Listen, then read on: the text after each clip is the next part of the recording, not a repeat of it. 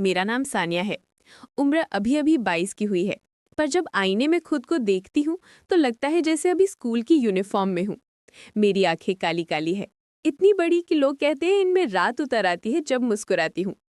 जिस किसी से भी मेरी शादी होगी वो बहुत किस्मत वाला होगा, क्योंकि मेरे होंठ गुलाबी, थोड़े भरे भरे, जैसे कोई फूल अभी अभी खिला हो और हवा में खुशबू छोड़ रहा हो। कमर इतनी पतली कि मेरी सहेलियां कहती हैं, सानिया तेरी कमर तो एक हाथ में आ जाएगी, बस थोड़ा सा दबा दो तो टूट ना जाए। और हंसती हैं।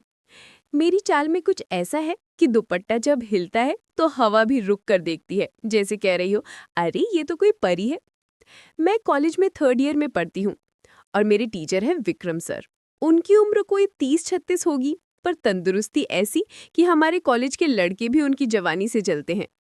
उनकी आवाज़ भारी है, आंखें गहरी, और जब वो बोर्ड पर लिखते हैं तो उनकी शर्ट की बाहें ऊपर चढ़ जाती हैं, मांसपेशियां साफ दिखती हैं।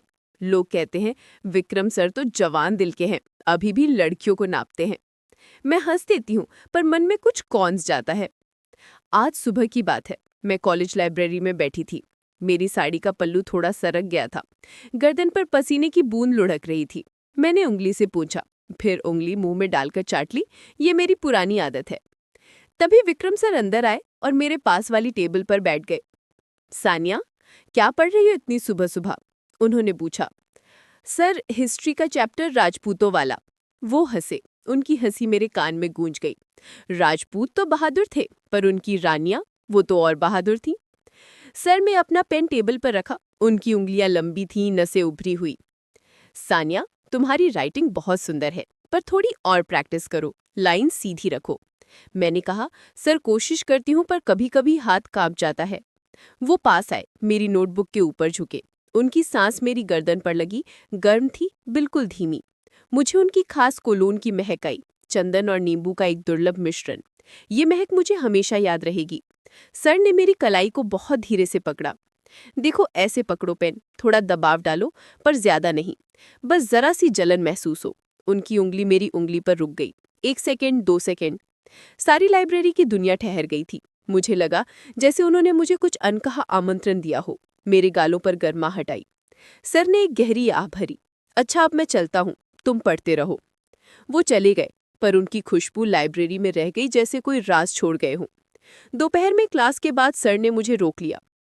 जब सब चले गए, वो मेरे बगल में बैठ गए, इतने पास कि उनकी घुटना मेरे घुटने से छू गई। इस बार ये छूना इत्तेफाक से ज्यादा एक निर्णय लगा। उन्होंने कहा, ये चैप्टर राजपूतों की बहादुरी पर उनकी कमजोरी भी थी, उनकी रानियां। मैंने पूछा, कमजोरी कैसे सर? वो मुस्कुराए, क्योंकि वो इतनी सुंदर होती थीं कि दुश्मन भी रुक जाते थे। तुम भी तो कुछ वैसी ही हो सानिया। मैं शर्म से लाल हो गई। जब उन्होंने नोट्स देखते हुए मेरा हाथ पकड़ा तो उनकी हथेली गर्म थी और मेरी हथेली में कंपी। उन्होंने कहा, ऐसे धीरे धीरे प्रेशर डालो। मैंने हाँ कहा, पर मन में मैं कुछ और समझ रही थी। मेरी कल्पना में उनकी निकटता और स्पर्श प्यार की कहानी लिख रहे थे। एक दिन कल्चरल प्रोग्राम में मेरा डांस देखकर उन्होंने कहा कि वो मुझे सिखाएंगे। अगले दिन प्रैक्टिस रूम में उन्होंने म्यूजिक लगाया। वो मेरे पीछे खड़े हुए, उनका हाथ मेरी कमर पर आया गाइड करने के लिए। इस बार वो सिर्फ मार्गदर्शन नहीं कर रहा था, वो मेरी लय महसूस कर रहा था। उनकी हथेली की गर्मी मेरे शरीर में फैल रही थी और मेरे अंदर एक अजीब सी बिजली दौड़ गई। उनका चेहरा मेरे कान के पास था। और धीरे सानिया, म्यूजिक को अपनी आत्मा में उतरने दो। उनकी निकटता ने गुरु और शिष्य की सीमा को धुंधला कर दिया था। मैं सिहर गई, पर रुक नहीं पाई। प्रैक्टिस खत्म हुई। उन्होंने मेरे माथे और गर्दन से पसीना पूछा, उनकी उंगलियां मेरी गर्दन पर। ये स्पर्श इतना व्यक्तिगत था कि मेरी आंखें बंद हो गई। उन्होंने कहा, परफेक्ट सानिया। उनकी नज़र मेरे होठों पर पड़ी और एक पल के लिए मुझे लगा जैसे वो आगे झुक रहे हों। मैंने सोचा वो जरूर कुछ फील करते हैं, पर गुरु की मर्यादा उन्हें रोक रही थी। डायरी का राज और उम्मीद। एक दिन मेरी डायरी सर को मिली। उन्होंने पढ़ी और बोले, सानिया, तुम्हारी फीलिंग्स बहुत डीप है, पर कभी कभी कंट्रोल करो। मेरे गाल लाल हो गए, क्योंकि उसमें सर के लिए मेरी रोमांटिक कल्पनाएं थी। उन्होंने गंभीरता से मेरी आंखों में देखा। तुम बहुत सुंदर हो सानिया। किसी भी पुरुष का आकर्षित होना स्वाभाविक है, पर सही दिशा दो। मैंने उस क्षण सोचा, वो मेरी फीलिंग्स को समझकर भी मुझे क्यों रोक रहे हैं। शायद वो मेरे मन में चल रहे रोमांस को सम्मानजनक तरीके से गुरु के मार्गदर्शन में बदल रहे हैं, सही समय का इंतजार कर रहे हैं। प्रोजेक्ट पूरा हुआ, स्कॉलरशिप मिली और मैं वापस आई। सर ने मुझे अपने नए स्कूल में टीचर बनाया। शाम को सेलिब्रेशन के लिए हम एक छोटे से ढाबे पर गए। सर चुप हो गए, फिर बोले, सानिया एक बात कहनी है, बहुत दिन से दबा रखी है। मैंने दिल थाम लिया। उन्होंने गिलास नीचे रखा, मेरी आंखों में देखा, बोले, सानिया मैं तुम्हारा बाप हूँ। मेरा गिलास हाथ से छूट गया, पानी केबल पर फैल गया। मैं अवाक, क्या सर? उन्होंने बताया कि मेरी मम्मी शालिनी उनकी पहली मोहब्बत थी। घर वालों ने अलग कर दिया। उन्होंने चुपके से डीएनए टेस्ट कराया था जब मैं लाइब्रेरी में सोई हुई थी। वो बोले, सानिया मैंने कभी गलत नजर से नहीं देखा, बस बाप का प्यार था जो छिपा रहा। तुम्हारी हर सफलता मेरी थी। मेरे अंदर का सारा रोमांटिक भ्रम टूट गया। मुझे एहसास हुआ कि विक्रम सर की आंखों में जो जुनून मैंने देखा था वो प्रेमी का नहीं बल्कि खोए हुए पिता का था। उनकी हर निकटता, कमर पर हाथ, गर्दन पर सांस, वो किसी प्रेमी का आमंत्रण नहीं बल्कि एक पिता का सुरक्षा कवच था। उस रात ढाबे से घर लौटते हुए मेरा मन एक तूफान था। घर पहुंचकर मैंने मम्मी को सब बताया। पापा अंदर आए और मम्मी की आंखें फैल गई। विक्रम? हमने घंटों बातें की। मम्मी ने बताया कि कैसे उन्हें अलग किया गया और पापा ने कैसे दूर से मुझे गाइड किया। पापा ने सिर हिलाया। बेटी, जीवन इतना आसान नहीं होता। मैंने कभी गलत नजर नहीं डाली, बस एक पिता का फर्ज निभाया। अगले दिन से सब बदल गया। मैंने मम्मी को फोन किया, वो रोई। हमने पापा को घर बुलाया, अब हम तीनों साथ हैं। स्कूल चल रहा है, मैं प्रिंसिपल हूँ, पापा चेयरमैन।